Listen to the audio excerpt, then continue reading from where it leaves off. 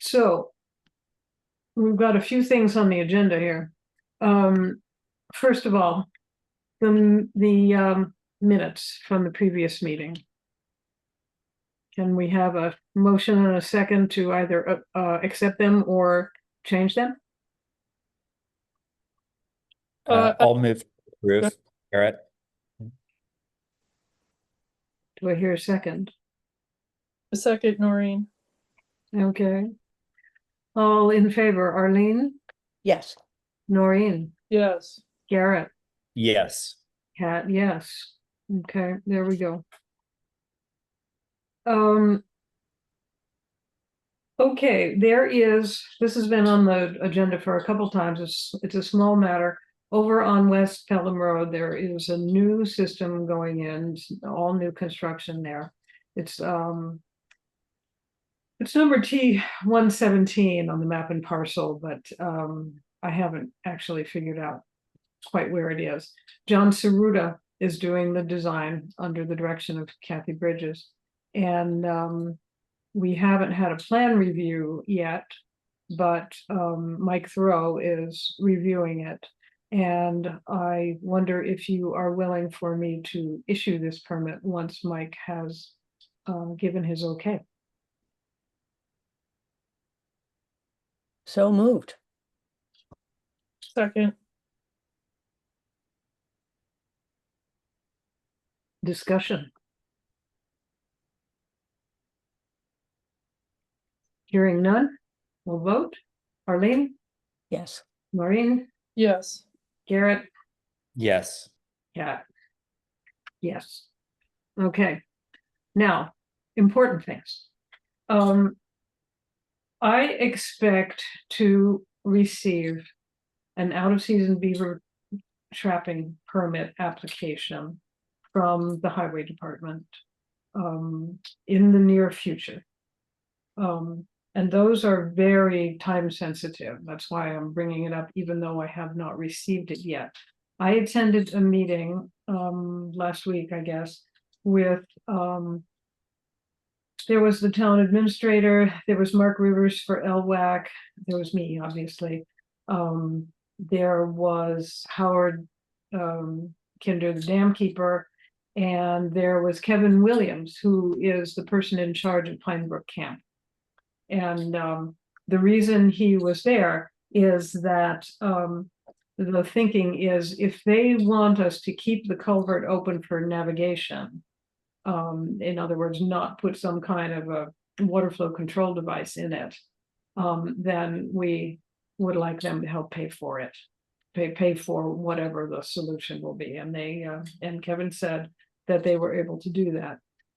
Last year, we received a permit application for the use of a conibear trap, which is a body holding trap. It's much smaller than the big box traps that are normally used. And because of a referendum question years ago, quite a few years ago, those are technically illegal unless there is an emergency. And last year we said, you haven't shown that there's an emergency, and we turned them down. The result of this was basically nothing, because nothing happened. They didn't have a trapper who could do the job with box traps. And so the problem is just getting worse.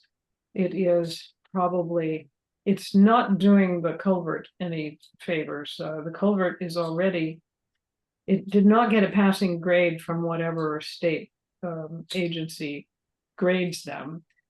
It's visibly, apparently, I haven't seen it myself, the sections of it are visibly sort of opening up, and everybody knows that there's stones falling out of the wall. And the dam is huge, and it's the water level on the two sides, and it's completely blocking water flow into the lake. Right, for a while last year, water was going over the top, and that was okay. But this year, water is not coming in. So the trapper that Dave talked to last year, and he's trying to find him again, and also Kevin Williams knows somebody. So he's trying to find somebody too. The reason, you probably remember this, way back in history, there was that referendum question to ban county bear traps because they were said to be cruel. And I voted for it, actually. But what Dave described to me does not really sound any worse than the actual box trap. Because they get trapped in those box traps, and either they drown in there before they come back to empty the trap, or somebody goes and springs the trap before a beaver can get into it and makes it useless. Yeah, I lost my train of thought. Or the beaver is alive when they come to catch it, and then they have to shoot it on site, which is extremely disturbing to anybody that lives nearby. The conibear trap is a much smaller thing, and it's a closer, tighter thing. They put it, basically they shove it right into the dam itself. And when the beavers come to work on the dam, they get caught in the trap and it squeezes them, and they drown in there, the same as they drown in the other one, except that because of the pressure on their lungs, they probably drown faster. They can hold under normal circumstances, they can hold their breath underwater for about 15 minutes. This makes it apparently go faster. To me, it sounds like not an issue to have these conibear traps, especially since we are, in my opinion, approaching an emergency, and the cruelty aspect of it does not seem to be at all significant. So we would need to declare an emergency. I'm not sure if Concom has to do it also, but we would need to declare an emergency. And then we would, upon receiving the application, we could issue a 10-day out of season emergency permit using the conibear trap. May I have your thoughts?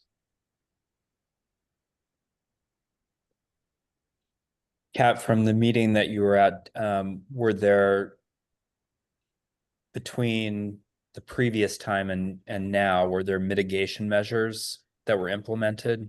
Non-lethal mitigation measures? I don't think so. I don't think there was anything they could think of to do, actually. They had somebody come in and remove the dam that was there. But because no beavers were removed, they just built it right back up again, even bigger. The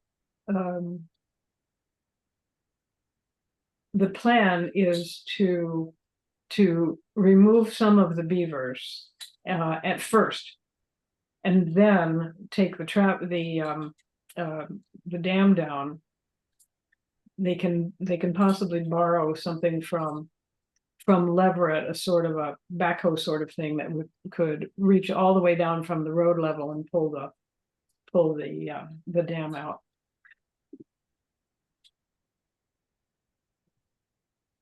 Kat, is that part of the planning for perhaps a longer term solution, since we know this has been going on for the 25 years I've lived there? Well, now that we have Pine Brook on board, yes. There's no permanent solution to this. There's an infinite supply of beavers. And if you've been up to Fisk Pond recently, they have totally colonized that and really changed the lay of the land at the outflow from the pond. The guy that came in last year said he wanted to set 9 traps, or didn't come in last year, but that Dave was working with. He said he wanted to set 9 traps. Kevin is interested in setting traps up on his property, and he owns, or the Camp Pine Brook owns, quite a lot of that marshy area upstream. So he would be, I think he understands that this will be an ongoing problem, and he can get beavers out this year. but in another year or 2 or 3, he's gonna have to do it again. The only way this can work for us is basically if we take the pressure off upstream, because they're just being forced down by population pressure toward the culvert. So in that sense, yeah, Kevin seems committed to getting the population down and freeing up the water there. And so would the applicant be Pine Brook or would it be the town? The applicant to us would be the town. Pine Brook would have to apply to the Wendell Conservation Commission. Or the Wendell Board of Health, rather, because they're not doing the breach. It seems to me that the dam breach permit comes from Concom, where it's very much overlapping. We have to give the out of season trapping permit and declare the emergency. So he'll have to work probably with both of those boards in Wendell. Would we give him any support in that endeavor, Kat, since, you know, we know quite a bit about the history of this situation, and, you know, I don't really know what the Wendell board is thinking about. I think there's some restrictions on their property in terms of not disturbing any natural. There is I believe that is true, up in the Wendell Conservation Area Right. around Fisk Brook. But Pine Brook apparently owns quite close to Fisk Pond. I don't know exactly where the boundary is, but they can go up fairly high up there. What kind of support are you Well, I was just thinking, you know, would it be helpful if, you know, I don't know if they've discussed this, but we could offer to appear at one of their board meetings, or, you know, talk with them if it's helpful, something like that. That's what I was thinking. We certainly could. There's no reason why we couldn't. Yeah, I think we have a lot of interest in trying to make this work, and the more parties we have in agreement, the better off we are. Right, because if Kevin can't get the permits for his side of the town line, I don't see how it can possibly work. Right, that's why I'm suggesting maybe we reach out and offer to meet with them or talk to them or provide, you know, insight that we might have or experience we might have. I'll send an email to Kevin saying that we would be available to lend any kind of support in that way. I think the other part of it for me would be I would like to see more proactive mitigation. As opposed to, you know, in my brief time on the board, we've had quite a few emergency requests for this. And I'd just like to see some more proactive collaboration on mitigation efforts. So that we don't reach this place all the time. Do you know what approaches are out there that we can use to mitigate? I mean, we've heard from residents about, you know, beaver deceivers and efforts like that, which it sounds like in this area might require collaboration between Wendell and Shutesbury around trying to approach some of this. But it's possible, Garrett, that Pine Brook could use that technology upstream. It's not really feasible downstream without cutting off navigation under the culvert. I mean, that would be the ideal thing, obviously, but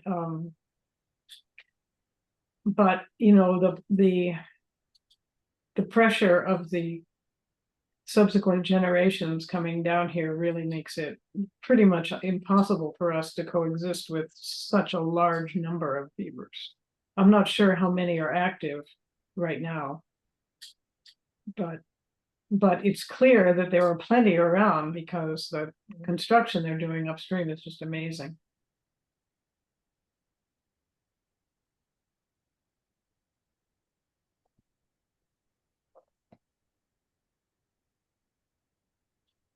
Well, I'd like to put a motion on the floor. I'm thinking the way you are, Catherine. I think we're quickly I think this is an emergency situation, and we need to take action now, and anything we can do to, yeah, move forward with the other two parties is helpful. So I would move that we declare an emergency situation. Do I hear a second? Second. Further discussion? There's a hand up. Cat.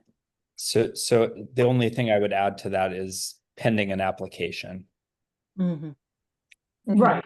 Right. Well, we can declare an emergency in any case, right? I mean, that's not taking any action. That's simply saying that the emergency exists.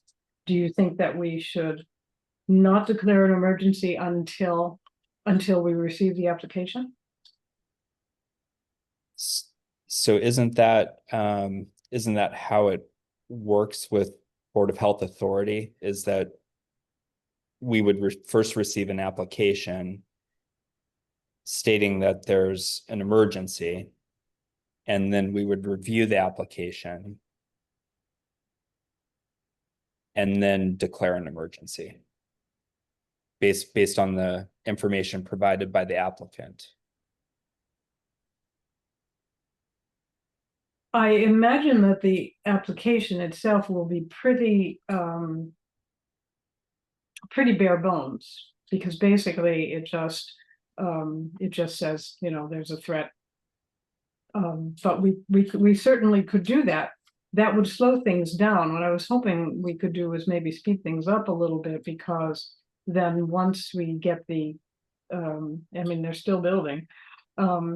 Once we get the application, once we issue the application or the permit, it's only good for 10 days. And we can renew it, but basically it's meant to be a short-term thing.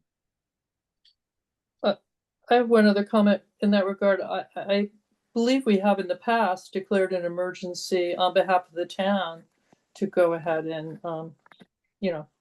deconstruct the beaver dams. So I think we Right. have some precedent for declaring an emergency before there's a.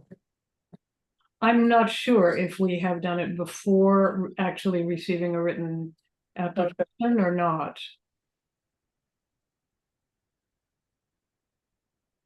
So Garrett, you're saying pending receipt of an application. Would you want the board to review the application when we receive it in a meeting? Or do you feel that you have enough information now? I just thought in the past that we had received applications, and that in the way that the statute is written, that an application can come from the town or from a private property owner Mm-hmm. to the Board of Health outside of trapping season. And so I just assumed that we would get an application first. I was hoping we would have it by now, yeah. And, if there's precedent and we've done this before, I guess I'm okay with that, but it just seems a little premature if there's not an application. I'm wondering if when you said that you wanted to amend the motion to say pending receipt of the application, does that mean that once we receive the application of Yeah. an emergency vote would be automatically applied as a result of our vote tonight, or does it mean that we would have to Yes. deliberate again? Yeah, so if there's an application that comes forward, then it makes sense to move forward with declaring an emergency. But if we're declaring an emergency before there's an application, that seems a little seems off to me. Okay, so how can we amend this motion to reflect this? I'll go ahead and withdraw my motion. Well, Okay, no, no, no, and then we can just start over. Then we can just start It- over. It probably works better. just as simple as, you know, if an application comes forward, I think we can move forward with declaring an emergency, but prior to an application declaring an emergency seems I get it. Yeah, off. I see Yeah, what you mean. yeah. So I think that we're looking at a motion to, upon receipt of an application, to agree that we have an emergency here and to presume, well, that's one thing, right, about the emergency. Do I hear a motion to that effect?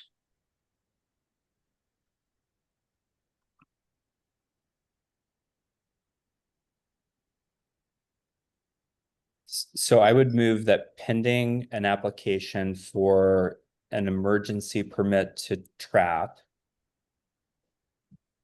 that we would that the Board of Health would declare an emergency to allow for the trapping Okay, based on the circumstances that you've described.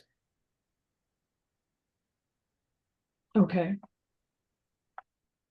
Do I hear a second? Second. All right. Further discussion on this motion?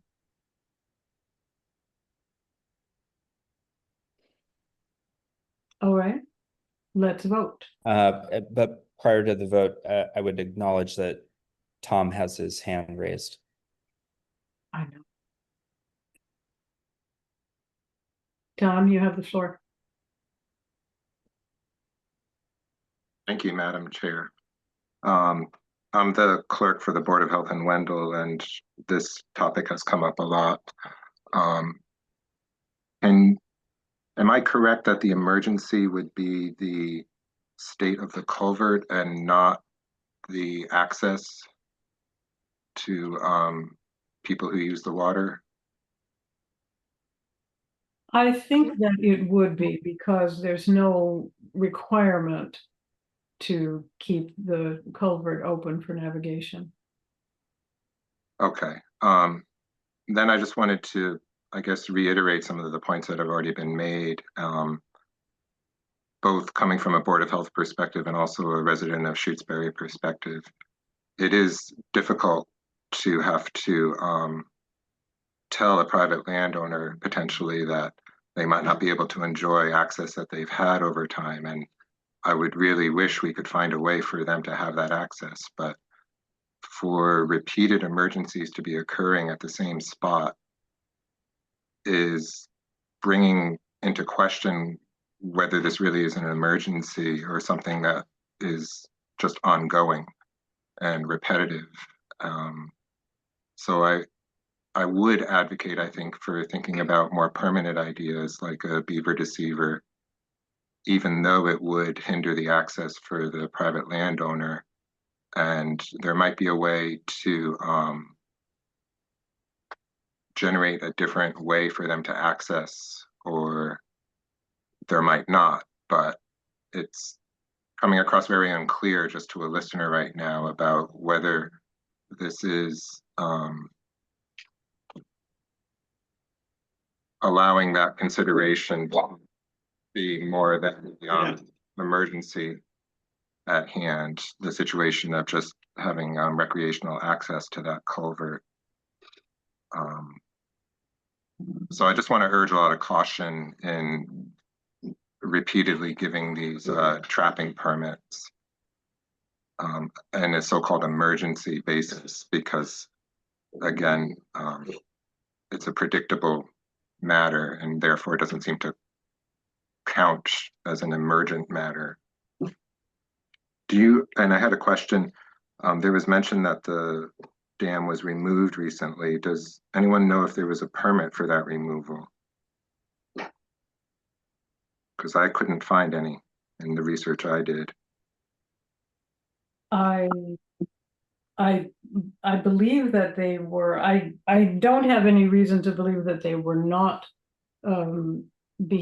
acting lawfully, but I could not, I couldn't swear to it. Okay, This was, I believe, last year. okay. I thought I'd heard about a removal, this summer as well of the dam. And, it concerns me a lot. There's a lot of time and money being spent on this. And, my research tells me, and looking at the end of Fisk Pond as an example, and other beaver deceivers I've seen, they do the job of allowing the water still to flow through the culvert in a safe way that doesn't hurt the culvert and keeps the lake water quality up. And the sacrifice would be the recreational use of that culvert. It's, I grant a tough call, and it's, nobody wants to tell Pine Brook Camp that the beaver deceiver is the better choice, knowing that it would prevent their recreational access. But I just want to urge that that topic remain up there, about considering a beaver deceiver or something else that doesn't cause this repetitive, quote, emergency, unquote, situation. Thank you, Tom. Thanks. All right, we have a motion on the floor to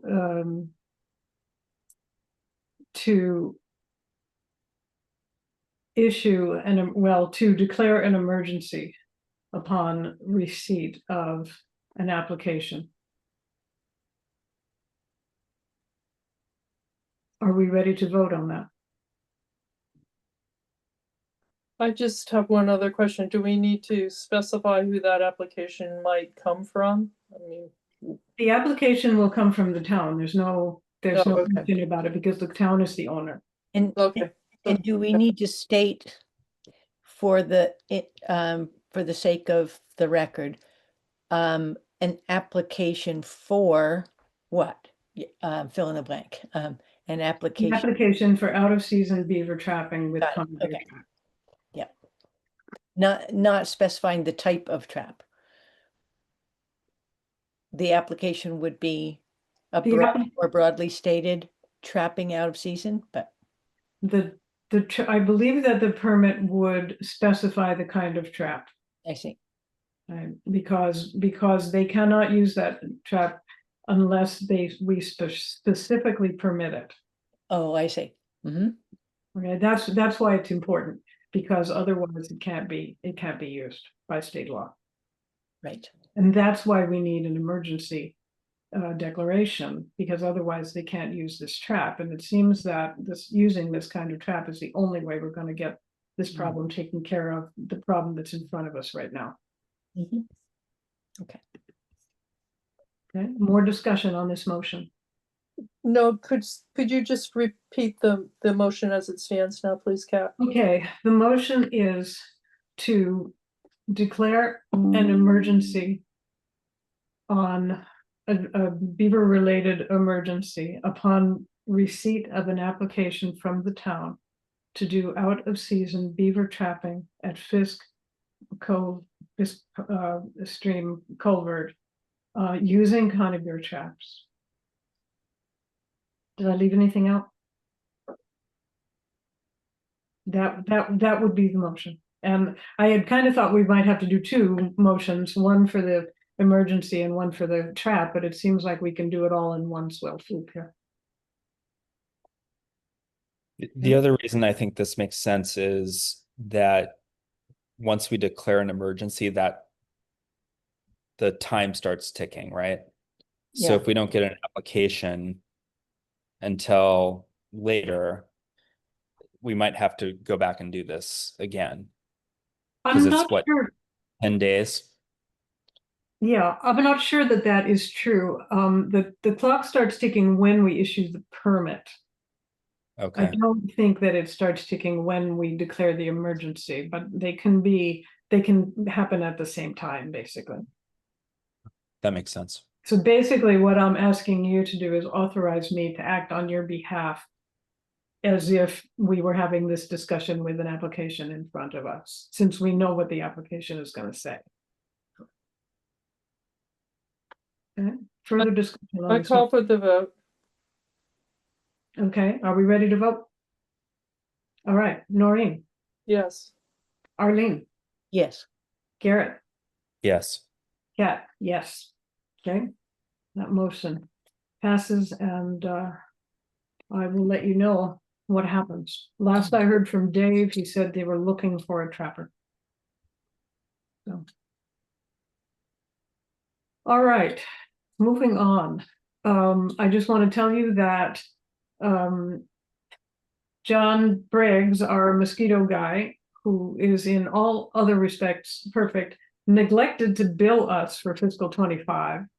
Oh. We've paid fiscal 26, but we haven't paid fiscal 25, and it wasn't discovered.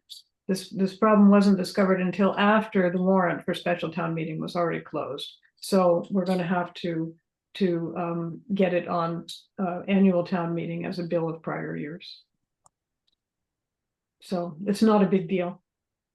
Oh, and there's another thing about the mosquito control district. There's coming up an opening on the board of it. And Haley, the town administrator, wants to try for that position.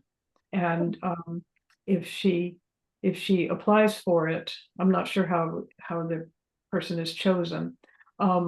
She would want a letter of recommendation from the Board of Health and from the Select Board. I don't know that she has any particular qualifications, but I mean, who does? But I think it would be great if we had representation on the board of the mosquito control district. I agree with that, Kat, and I think it's quite a good board from what I've heard from some of the previous members. So Mhm. that's, yes, I think we should offer that recommendation. Okay, is that something we need to vote on, or just maybe wait until Haley asks us? I would say wait until she makes that request. Okay. Okay. Just ahead.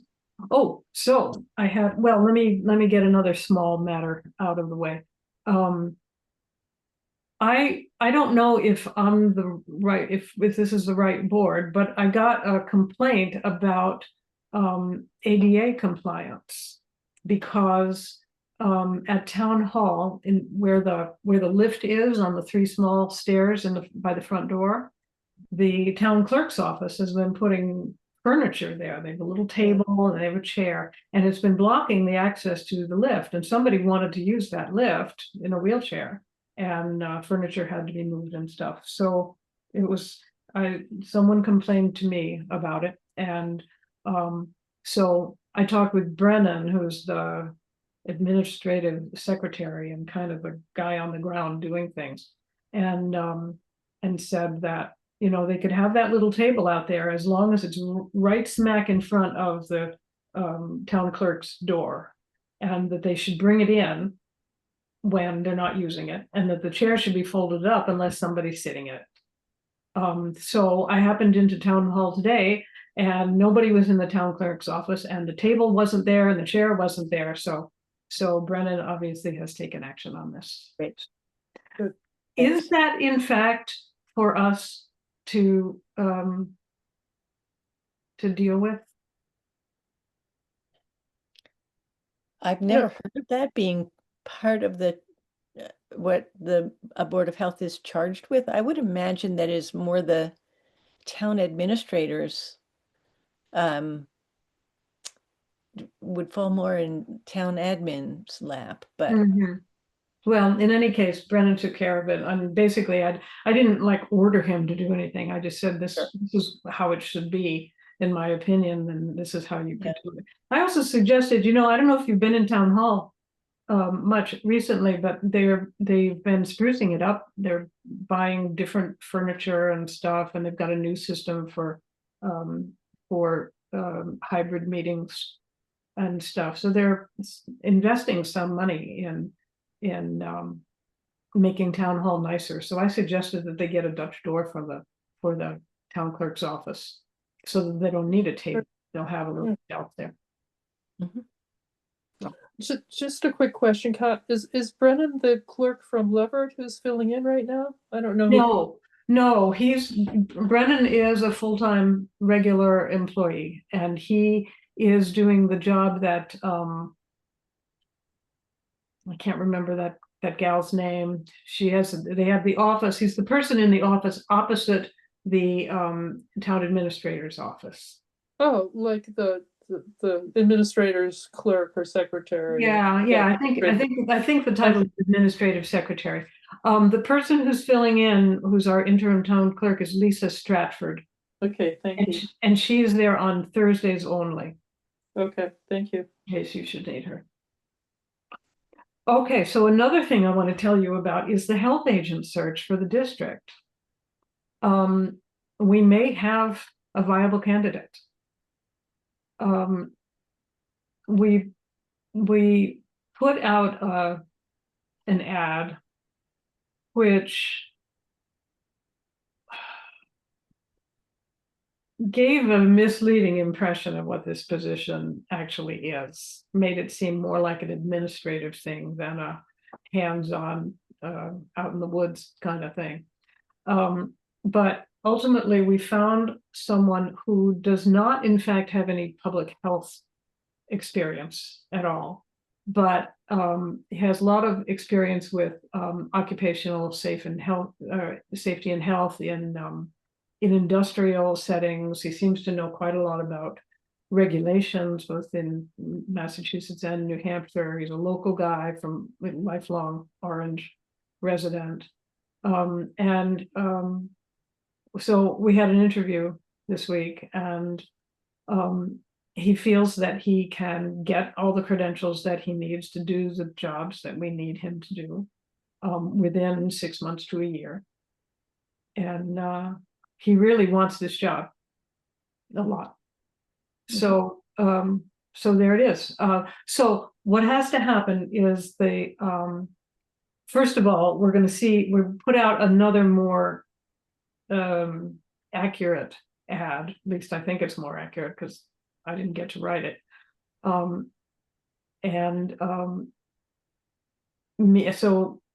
we're going to look for other candidates, but meanwhile, the Irving Board of Health has to recommend the person that is hired because he's an employee of the town of Irving.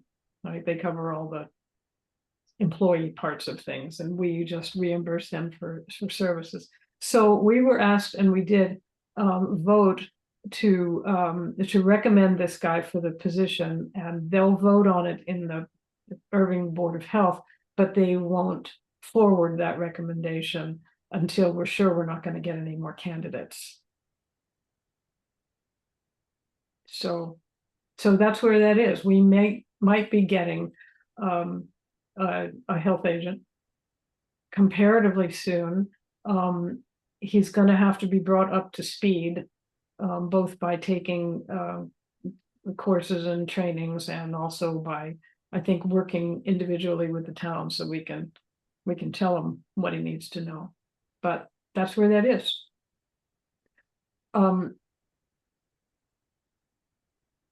We have, I guess, I had thought that we prepaid for health agent services, but we don't. We reimburse. So we haven't yet actually spent any money for this half the year that starts on July 1st. But I have pointed out that we've gone 3 months without services, and that we should not be paying for that. So yeah. Kat, is Irving part of FERCog, so that if this individual is hired and needs some help with the coursework, or has some questions, or needs a mentor, would someone from FERCog be able to mentor him? Yeah, what they're talking about is having him shadow like Randy Crocier, and you know, take those trainings and whatever else other trainings, and they're going to be talking with Phoebe about it and so on. But you know, we can also do that in our town if like Mike Thoreau or Megan Tudrin is going to be doing a perk test or some other thing. We can ask this other guy to go with them. And he seems extremely eager to learn. He's probably in his 50s, and he'd like to have this job for about 10 years, which would be great.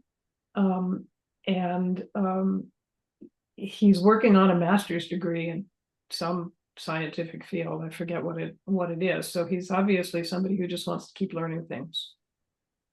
Good. So he could be good. It'll be a kind of a slow onboard, but it could work out well. So that's where that is. Now, we've been talking about possibly enacting some regulations. And I think we need to just kind of get our feet under us on this question. First of all, we have to decide what we are going to regulate, right? We might want to regulate data centers. We might want to regulate battery energy storage systems. Those would probably be two separate regulations, but we have to decide, right, which, if any, or whether either or both or none, we want to do. And we need to think about some timing. If we want to enact regulations, we would probably want to set some kind of a timeline. I don't think we're in a position to do that yet.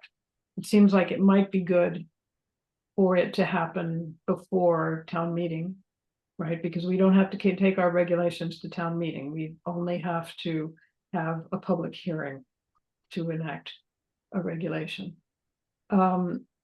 Obviously, there are other people we can work with, the planning board, town council, MAHB. There may be other entities that we can work with. Where I thought we might start is, I've sent you all kinds of information that has come flooding in on us from Mike Hugo, from Donna McNichol, from Wendell, all over the place. And I wonder if we could commit ourselves to reading that stuff between now and, say, 2 weeks, October 22nd, so that we can answer some of these questions, like what do we want to regulate? Mhm. Right? Does that seem reasonable? Mhm. Yes, to me.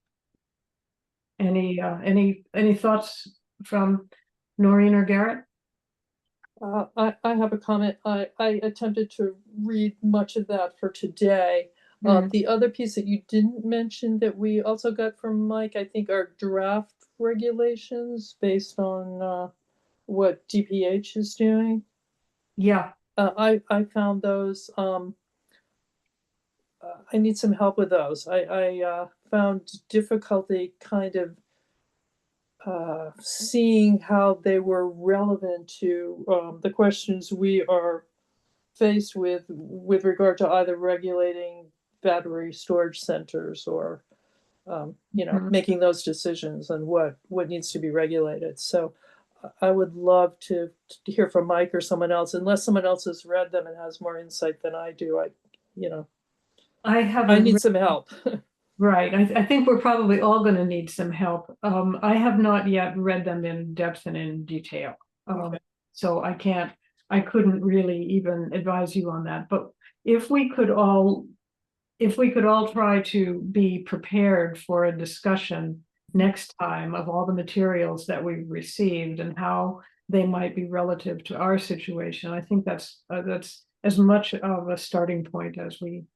Yes, so am I correct in thinking that the information we have received contains the October 2nd document from Mike Hugo, which is titled the MAHB Review of Shutesbury Data Center Issues, etc. Yeah, That's a 4-page document. And then there's one from the Wendell Right. the Wendell regulation, and that's an 8-page document, right? And Right. then there's something from Donna McNichol, and I don't know how long that is, but I have seen it in my, Yeah, it's in my- a page or two. It's not long. And then I think there is also just an email, a less formal email from Mike Hugo, but I'm not sure. He asked me in an email exchange if it would be useful to have what he called a formal email, and that's that 4-page document that Okay. you. I have his emails. I think you've shared those with us, so I'll go back to that as well. Okay, okay, if I find anything else that, that I haven't sent out, I will send it out. But I So think, be I aware of- think we all have everything, and So 4 documents to review, or whether emails/documents, okay. yeah. I have another quick question, because I looked at everything except I think you resent to us the Wendell regulation. Yeah, do you have it? It didn't pop up with the other 3 that I did find today, so Okay. I think I do. Do you remember when you sent it or anything like that? I'll just find it and resend it. Thank you. I'm gonna to- stop my video because I think I'm freezing up from time to time, so. that's Yeah, why you I'm are, Dark, okay. okay. Thank you, Kat.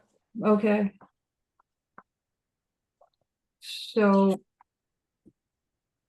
I think I'm at the end of my tether, my list. Is there anything else that we need to discuss tonight? I just have a quick question to Garrett as to what's happening with MAPCO in terms of finding a vendor to help manage Hmm, the situation. Where are we with that, Garrett? So the way that they constructed the request for proposals this time was a little bit different than probably what you experienced when you were on the when you were co-chairing MAFCO. So their procurement officer required them to construct it differently this time because the deliverables were different enough that they did it as 2 procurements, one for basically like coalition management, so maintaining meetings, putting out notices, that sort of thing, and then one related to an exercise.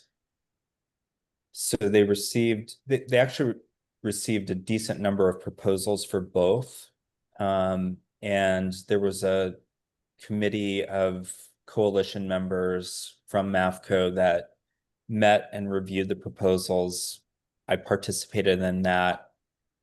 I had to not participate in part of it because one of the applicants I've done contract work for. So I had to step aside from that one. But recommendations were made for both coalition management services and exercise services. And now FRCOG is going through the process of opening up the bids and determining whether or not the recommended proposals are in line with what's available in terms of funding. So my understanding at this point is I think the exercise contract is moving forward, but the coalition management, so sort of the day-to-day operations, the bids came in much higher than what's available. So I'm not sure where they're at with that at this point. Thank you. Yep. Garrett, why do we need to outsource the coalition management? We don't necessarily, I mean, FRCOG can do it. I mean, MAFCO could just say to FRCOG, we want you to do this. The coalition didn't do that. I mean, they're filling in the gap for the time being. But basically FRCOG said, we're willing to do it, but you can also put it out for bid. I see. But all the bids are unacceptably high. All of the bids were above, especially the one that was selected was above the what's available. And are these like whole companies that do this, or are they individuals, or how does it work?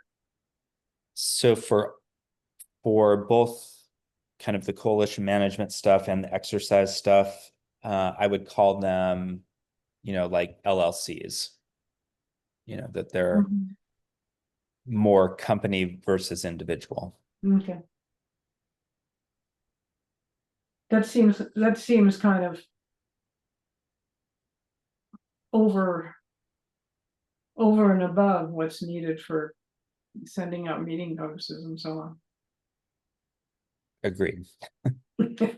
Well, but it's not my decision to make and probably not yours either.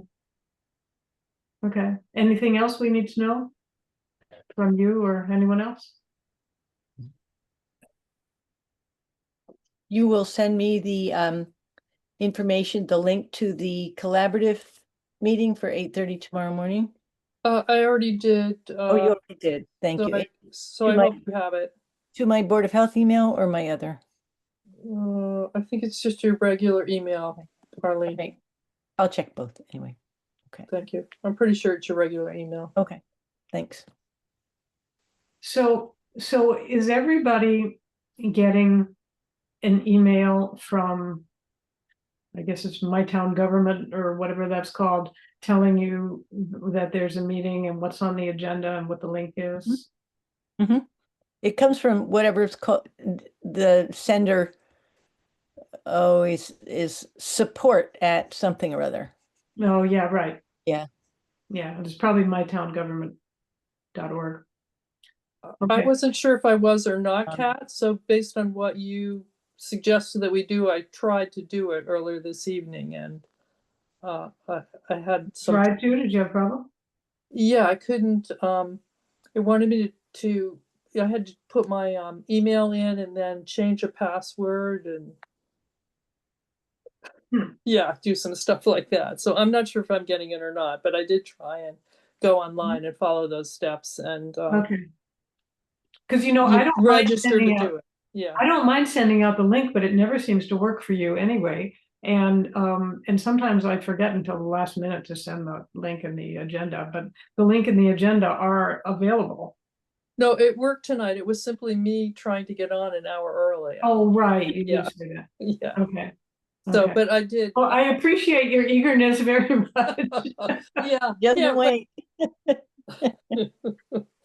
So I'm sure you all know, have you been seeing the town announces about the flu clinic or the vaccination clinic on next Friday?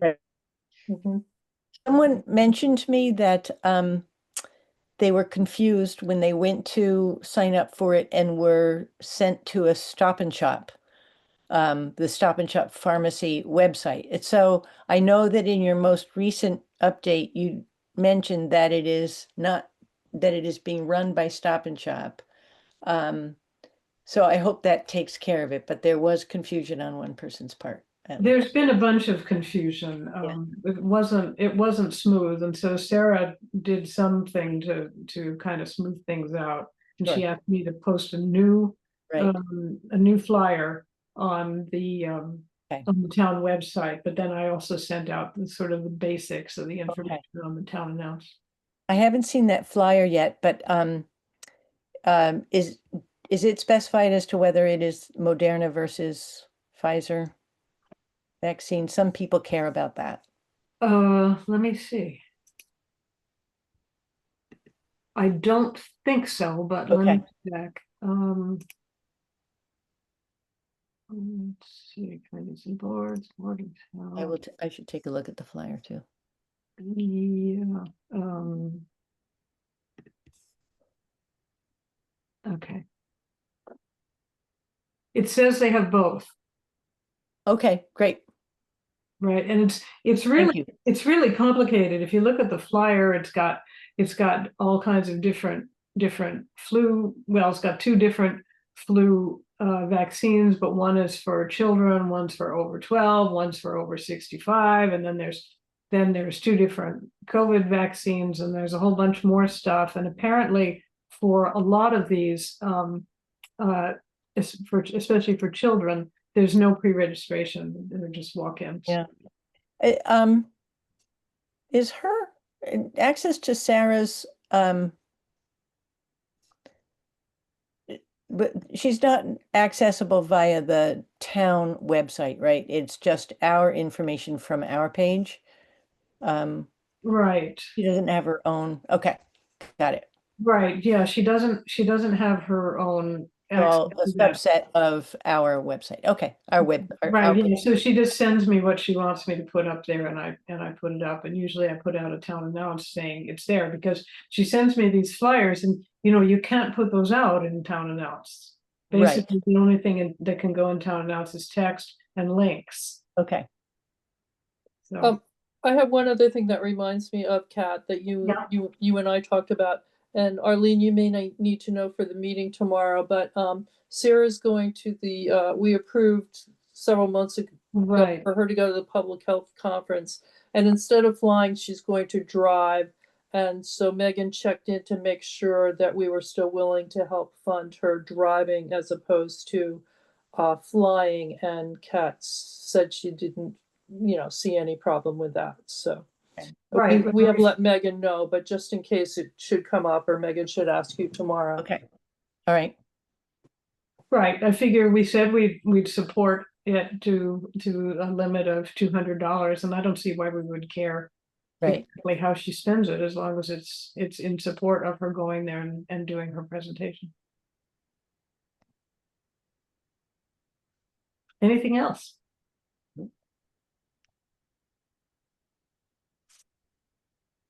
It sounds like we're done. Okay, I'm gonna pull executive privilege again. I'm going to declare the meeting over Great, thank you. and see you Thank you. in a couple weeks, and we'll see if we can dig into the regulations question. Okay. Okay, thank you, Okay. Kat. Sounds good. Okay, Have a good Bye, night. thank you, good night. Night.